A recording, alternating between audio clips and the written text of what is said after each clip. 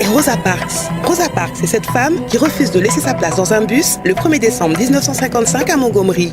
J'ai vite compris qu'il faut avancer, ne jamais rien lâcher, même si cela nous mène en prison, Rosa. Exiger que les lois américaines soient appliquées pour tous les citoyens américains.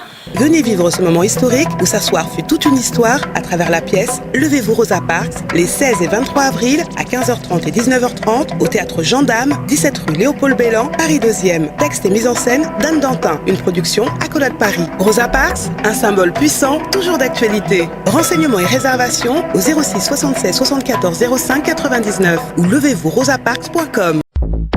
Guadeloupe, actualité. Parcours du combattant pour récupérer son courrier dans le Nord Grande-Terre. Depuis le début du conflit social, les administrés doivent faire des pieds et des mains pour récupérer leur dû. Une situation qui est de moins en moins vivable. Le reportage. J'ai pas d'infos. Il n'y a rien d'affiché, même si le mouvement de grève, on ne sait même pas pourquoi ils sont en grève. Parce qu'il n'y a rien d'affiché, on n'a pas d'informations. Donc là, on attend, quoi, on subit. Le peuple subit et ça ne va pas aller, quoi. Vraiment, c'est un coup de chance que j'ai eu parce que tout le monde me disait qu'il fallait se lever à 4 h du matin pour venir récupérer son courrier et on n'était pas sûr de passer. Mais là, j'arrive 35, voilà.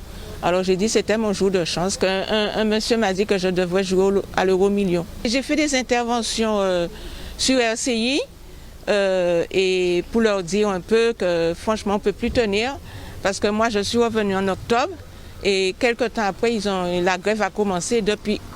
Disons aujourd'hui, je n'ai toujours pas reçu de courrier. Alors donc on m'avait même dit d'écrire au directeur même de la poste, mais il faudrait qu'on soit plusieurs à le faire. C'est un moment que nous attendons depuis le matin, c'est pas bon du tout, quoi. Et on va voir porter gamme, nous bien gentils tout ça, mais il va porter gamme assez. Tout le monde a dormi, il va marcher au ralenti, tout le monde au ralenti. Ça va pas du tout, quoi. Il faut aussi se débrouiller aussi parce qu'il faut régler ce qu'on a réglé par internet. Mais là, comme je dis toujours, mais il faut la facture papier aussi, parce qu'on en a besoin pour justifier de son domicile, surtout si on n'a pas d'imprimante chez soi. Là, on espère vraiment que ça va s'arranger pour la population du Nord Grande-Terre, parce qu'il y a aussi les touristes, comme j'ai dit aussi, qui sont là et qui veulent aussi avoir leur courrier. Et en parlant de la Poste, la candidate à la présidentielle Valérie Pécresse propose de réduire le coût des transmissions postales dans les Outre-mer. Eh bien oui, on a toujours des surcoûts à tous les niveaux, nous. Un point de son programme pour nos territoires qui a été présenté ce jour lors d'une réunion publique, avec effectivement ses soutiens. Le reportage. Alors, beaucoup de choses. Il y a d'abord l'ensemble des mesures nationales qui s'adressent à toutes les Antilles, mais il y a aussi des sujets spécifiques sur les Antilles et notamment sur la Guadeloupe. Alors, je pense bien sûr tout d'abord aux mesures sur le pouvoir d'achat, c'est-à-dire sur le panel des produits. Vous savez qu'aujourd'hui, il y a 200 produits référencés, d'avoir un panel beaucoup plus large qui corresponde à la consommation réelle et quotidienne de nos compatriotes. Il y a aussi des spécificités sur le coût de la téléphonie qui aujourd'hui a un coût exorbitant. C'est pour ça que Valérie Pécresse propose un programme, une loi programme sur 10 ans. Réduire aussi le coût des transmissions postales. Problème spécifique à la Guadeloupe et également sur la gestion de l'eau, l'adduction d'eau. Aujourd'hui, il y a des difficultés. C'est un des rares départements français où on a des vraies difficultés d'approvisionnement en eau, mais aussi celui de la gestion des eaux usées. Donc voilà quelques-unes des mesures très spécifiques. Et puis après, tout ce qui concerne l'outre-mer de manière générale. Tous les territoires sont un enjeu pour Valérie Pécresse parce qu'en fait, elle estime que nous sommes tous égaux et tous les territoires sont importants. Et la Guadeloupe en particulier, l'outre-mer, Valérie les a dans le cœur. Et c'est pour ça que le programme qui est sorti pour l'outre-mer, contrairement aux autres candidats, c'est pas un énarque qu'il a fait. C'est un programme qui a été co-construit. Les 12 territoires ont co-construit ce programme. Et ce programme est le reflet de nos préoccupations, de nos attentes et de l'ambition qu'elle a pour nous, pour les outre-mer. Le programme de Valérie Pécresse reste le programme qui va apporter solution à la Guadeloupe pour le chômage, pour la santé, pour la sécurité, pour la justice, pour l'agriculture, la Guadeloupe, c'est l'Europe et nous défendons au niveau de l'Europe. Donc, le programme de Valérie Pécresse reste le programme le plus important, le programme le plus cadré par rapport aux autres candidats. Et là, l'expérience de la gestion de grandes collectivités, ça s'apprend. C'est-à-dire, quand elle a porté la réforme de l'université, c'était une réforme difficile. Elle a réussi. Quand il s'agit de tenir les dépenses publiques, elle l'a montré lorsqu'elle était ministre du Budget. Et elle administre avec beaucoup de talent une des régions les plus compliquées de France, celle de l'Île-de-France. C'est-à-dire qu'aujourd'hui, elle est capable de rendre des comptes. Et ce qu'il faut, et notre stratégie aujourd'hui, c'est de faire connaître ces propositions et de montrer à la fois la solidité qui est la sienne, sa détermination et celle d'avoir un programme crédible. Un reportage signé Alexandre Dover. Et maintenant, on enchaîne avec la collectivité départementale qui était en visite aujourd'hui à l'hôpital Beauperthuis de Pointe-Noire. De les avoir tous les deux, c'est extraordinaire parce que ça nous permet donc, de présenter notre établissement, de présenter nos difficultés qu'ils voient sur le terrain. Et puis, ce que nous attendons, c'est leur accompagnement. Pas faire à notre place, mais nous accompagner dans les stratégies et dans les pistes les pistes d'action que nous allons définir avec notre projet médical et notre projet d'établissement. La situation financière de l'établissement est pas bonne. Et pour garantir une soutenabilité financière, nous ne sommes pas en ce moment en état de le faire, même avec une activité au maximum. Donc nous avons besoin de l'accompagnement des collectivités, comme nous avons besoin de l'accompagnement de la tutelle ARS. Les éléments qui ont été présentés montrent qu'au-delà des problèmes d'équipement, il y a un véritable problème de projet hospitalier, projet d'établissement, puisque Madame la directrice expliquait qu'il y a un déficit et que même à 100% d'activité, le déficit serait réel. Donc ce qui est nécessaire de revoir le projet hospitalier. Et nous allons pouvoir travailler ensemble sur cet aspect. Mais ce que j'ai eu l'occasion d'expliquer aussi, il est important que tout cela soit intégré dans un projet global sur la Guadeloupe. Puisque le but, c'est de faire sur l'ensemble du territoire que tout le monde puisse avoir accès aux soins. Ici, l'hôpital est ciblé sur les aînés et l'addiction. Donc nécessité qu'on puisse répondre à cette demande au niveau de la Guadeloupe. Mais ce qui est important aussi, c'est qu'il puisse avoir un hôpital de proximité.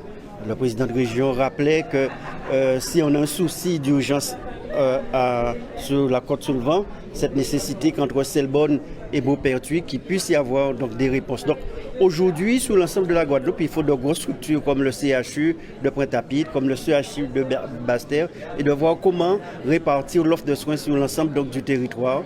Cela va nécessiter un accompagnement à moyen mais à long terme. Donc c'est pour ces raisons que département et région, nous avons tous deux désigné donc, des référents qui vont travailler avec la direction de l'hôpital pour voir qu'est-ce que nous pouvons apporter sur la stratégie à mettre en place et sur les moyens financiers qui devront y être associés. Nous avons décidé aujourd'hui de venir l'écouter, voir un peu les dispositions parce que Madame Lariflet est la directrice de l'hôpital Selborne. Avec les événements, elle a eu en charge lui, Daniel Beauperthuis, ici à Pointe-Noire. Étant donné que la région a pris des mesures depuis tantôt pour pouvoir accompagner tout ce qui est maison de santé en Guadeloupe, notamment le CHU, ici à Beauperthuis, Selborne, Basse-Terre, Cap-Esther aussi, Marie-Galante, et surtout la faculté de médecine de plein exercice que nous avons lancée depuis plus de 3 ans. Nous avons mobilisé 50 millions depuis un moment. Après un appel du professeur Jean-Qui, j'ai dû faire une intervention importante auprès du président de la République en personne pour que nous puissions avoir le 2e cycle en médecine en Guadeloupe. Donc je suis vraiment très satisfait car aujourd'hui c'était une annonce que j'ai voulu faire pour la directrice, pour la santé, que nous avons dans le cadre de Réactu mobilisé 20 millions pour accompagner la santé. Nous voulons que nos hôpitaux ici en Guadeloupe soient vraiment performants, notamment avec les scanners, l'IRM de Basse-Terre, scanner à Selborne, scanner à Cap-Esther et d'autres aménagements, constructions que nous voulons vraiment accompagner ces établissements de santé.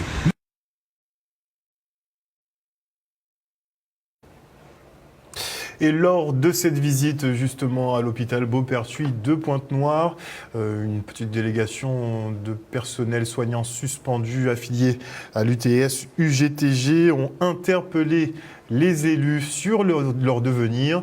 Ils seraient a priori 500 au bas mot à ne plus avoir de ressources et avoir de grosses difficultés pour s'en sortir. Regardez. Ça fera bouger les lignes. L'idée vraiment de mettre en place ce colloque institutionnel, c'est pouvoir justement croiser le regard entre les deux, les institutions et les acteurs de terrain, et surtout aussi recréer ce dynamisme de travail en concert pour que nos instances et nos acteurs de terrain puissent travailler et permettre justement de réduire, à contribuer à la prévalence de l'obésité. Parce que nous étant sur le terrain, nous voyons un peu ce qui se passe et nous pouvons...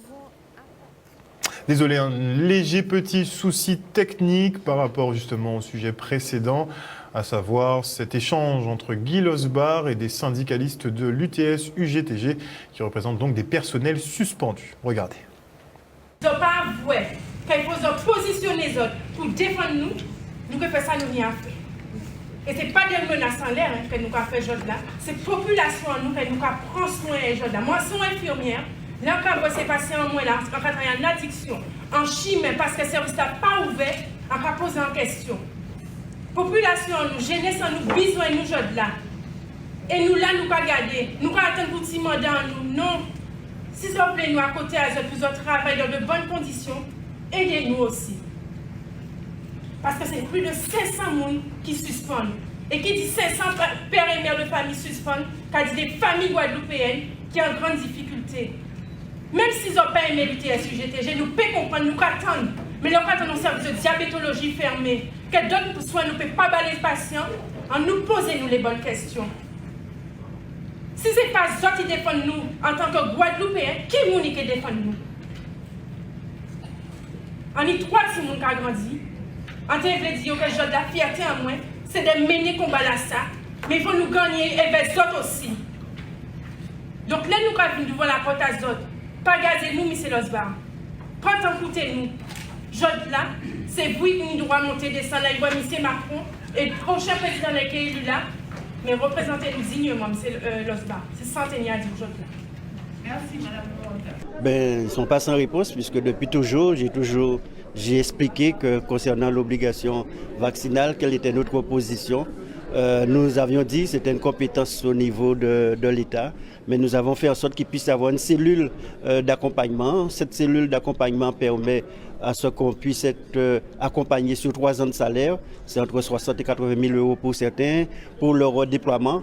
Et donc il y a un certain nombre de soignants qui ont fait le choix de ne pas intégrer cette cellule et qui se trouvent aujourd'hui en situation de non-emploi. Et comme j'ai eu l'occasion de dire, comme moi-même pour le SDIS, je n'ai pas sanctionné les pompiers, c'est plus de 1500 pompiers. Je n'ai sanctionné personne, j'ai fait un acte politique en fonction donc, de mes convictions, même si je suis pour l'obligation vaccinale.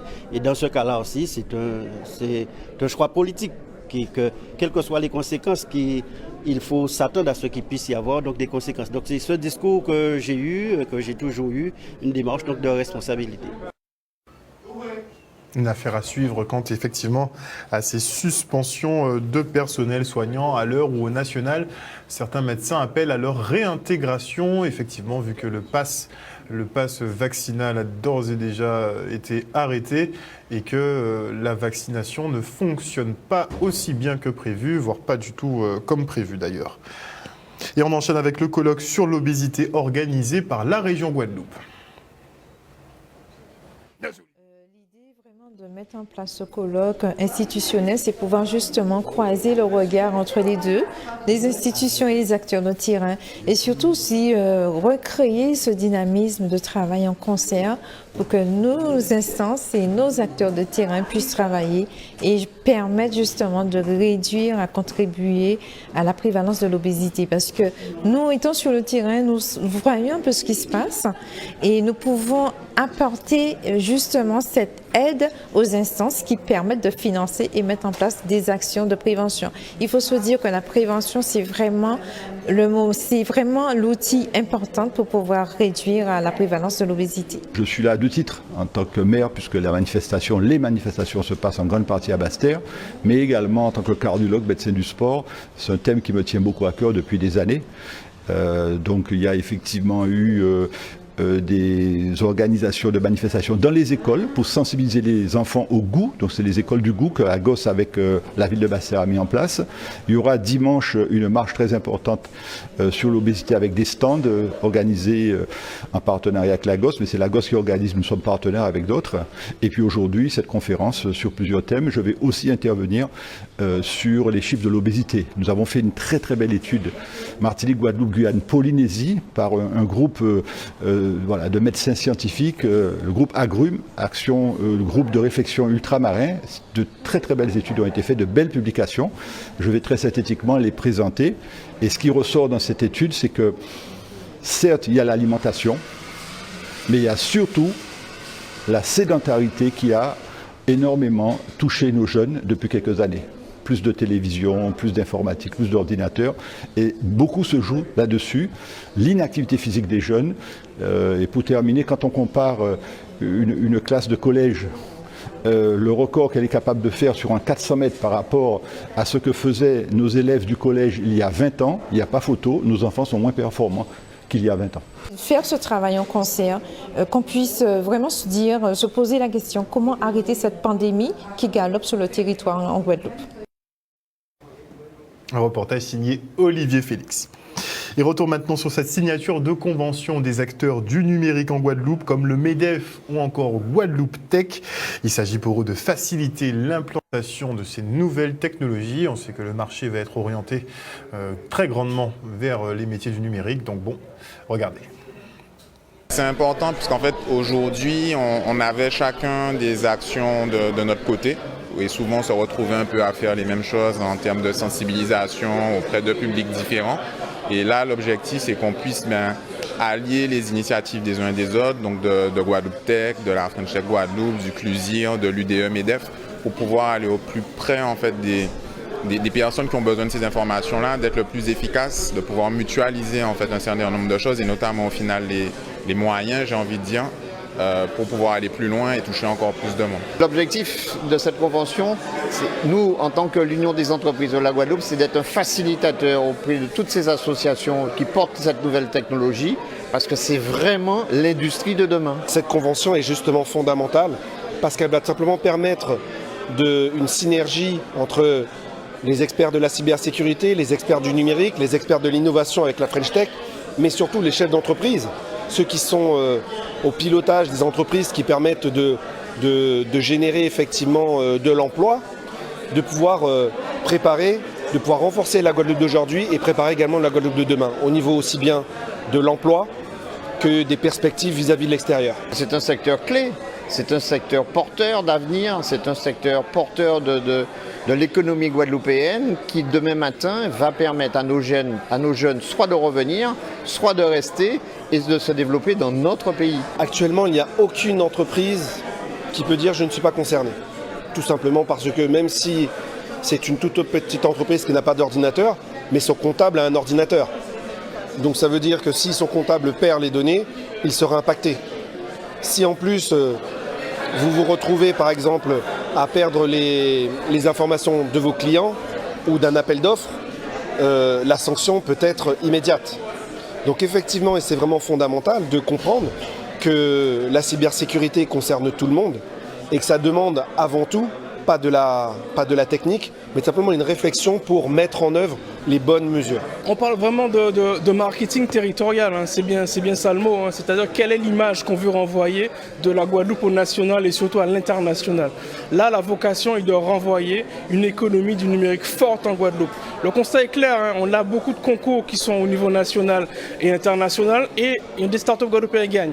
Donc pourquoi on gagne à l'extérieur et à l'intérieur on n'est pas organisé? Donc cette convention aura l'ambition et surtout la la vocation de coordonner, de mettre une cohérence sur ce territoire qui est le nôtre, qui est rempli d'intelligence et qui permettra surtout de rayonner au national et à l'international. Les images signées Maxime Morel. Et on se rend maintenant au collège Félix Éboué où les femmes ont été mises à l'honneur.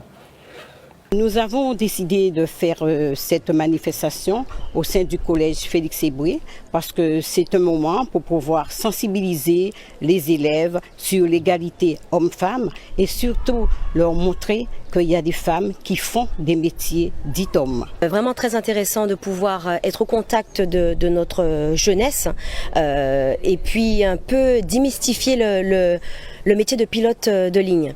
Donc effectivement moi, Mylène Jacobi-Kouali, j'ai 42 ans et j'ai un parcours un peu spécial où j'ai commencé à travailler dans les bureaux, en administratif, et puis puisque toute jeune, je voulais faire ce métier de pilote de ligne, mais j'étais pas vraiment très sûre de moi. Et donc finalement, les années passent, et puis je suis repartie en formation. Et puis étant sûre, et étant déterminée, et puis ayant le soutien de ma famille aussi, je suis partie et voilà, me voilà aujourd'hui pilote. Être femme, c'est une chose. Être mère, c'en est une autre. Mais pouvoir choisir sa profession, son métier, c'est idéal, c'est magnifique. Donc ne pas hésiter, quel que soit son âge, de choisir ce qu'on veut faire et d'y aller. De ne pas écouter les autres qui disent oui mais c'est pas pour toi, tu es peut-être une femme, donc c'est pas possible. Allez-y, c'est vous qui savez. Par contre oui, il faut faire preuve de détermination, de courage et ça c'est très important. Mon père est sapeur-pompier, comme Madame Bougoun, et je voulais, et comme j'ai vu qu'entre 11 et 18 ans on peut devenir, on peut pas vraiment devenir, mais on peut faire pour aider les sapeurs-pompiers, j'aimerais bien participer. Et après, peut-être devenir sapeur-pompier également. Si je pouvais donner donc un conseil à ces jeunes qui cherchent leur voie, donc ils n'hésitent pas, quel que soit le parcours qu'ils empruntent, il est toujours possible d'accéder à sa voie. Et là, je m'adresse donc aux jeunes filles qui souhaitent intégrer donc le milieu des hommes. Il est tout à fait possible qu'il faut faire preuve d'audace et de détermination afin de pouvoir faire tomber ces clichés, les stéréotypes que les femmes n'ont pas leur place au milieu des hommes. C'est à nous, femmes, hommes également, au quotidien, de faire ce qu'il faut, pas à pas, de regarder la personne qui est à côté de soi, de dire tu es une femme peut-être, mais tu fais ce qu'il faut. Donc on y va. On a encore beaucoup de boulot en ce qui concerne l'égalité homme-femme, mais on progresse, même si ça prend énormément de temps. Et maintenant, je reçois Nadia Léon Prosper, qui est directrice de l'association Absaker. Elle est en compagnie de Clamy Labirin, qui est référent jeune également à l'Absaker. Bonsoir à vous deux. Bonsoir à tous. Alors, on va débuter quand même par présenter l'Absaker. Qu'est-ce qu'on fait au sein de votre association? Voilà, alors déjà merci pour l'invitation. Donc, Absaker, en fait, on va déjà commencer par dire ce que ça veut dire, parce que c'est un acronyme. Donc, APSA, ça veut dire Association pour la promotion sociale des adultes. Et comment on fait ça? Par le CARE, donc le conseil, l'aide à la réalisation de soi et l'entraide. Voilà. Donc, c'est une association qui a une grande ambition, mais une ambition tout à fait humble, celle d'accompagner, comme le titre l'indique, toute personne qui a des défis d'ordre socio-professionnel. Voilà. Toute personne. Il n'y a aucune distinction, ce n'est pas des publics en difficulté, des publics particuliers, c'est tout le monde, tout le monde. Alors, la question est très pertinente. Donc, aujourd'hui, en tout cas, nous accompagnons des personnes qui bénéficient d'un contrat à durée déterminée d'insertion. Donc, ça nous fait encore rentrer dans un autre dispositif.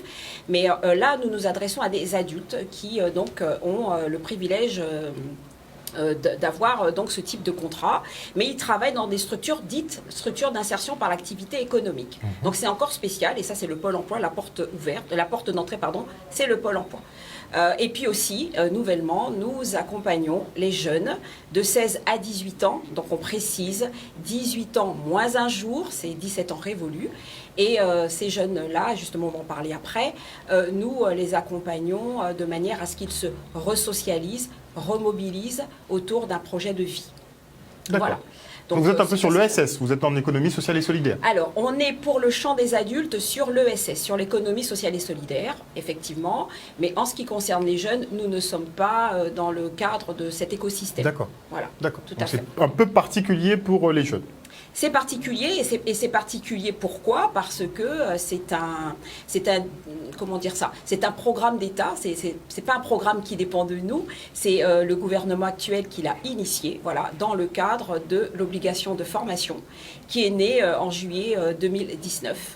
Donc, tout le monde connaît l'obligation de scolarité, de 3 à 16 ans. Mais voilà, celui-là... Il y a une obligation de formation maintenant? Voilà, ça a été prolongé. L'obligation de scolarité a été prolongée jusqu'à l'âge de 18 ans. Voilà. Donc... C'est très méconnu. Je crois aussi. C'est très méconnu. Oui, c'est méconnu pour l'instant. Donc, justement, on est venu aussi pour le divulguer, pour le présenter. Voilà, c'est ça. Très bien. Donc, au sein de votre structure... Voilà.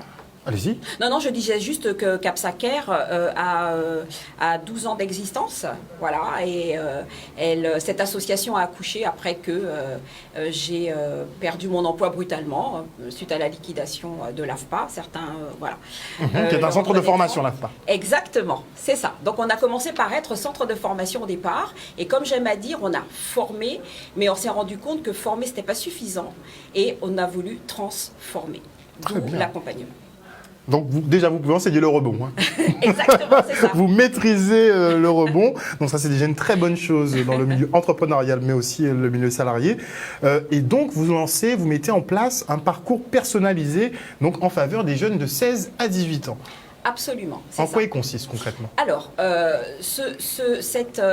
donc ce dispositif est né, comme je disais tout à l'heure, donc de la volonté du gouvernement, qui, en fait, comment vous dire ça, qui veut lutter contre la pauvreté et toute forme de pauvreté. Et donc, dans le cadre du programme France Relance, il a notamment été initié ce parcours personnalisé pour les jeunes. Voilà.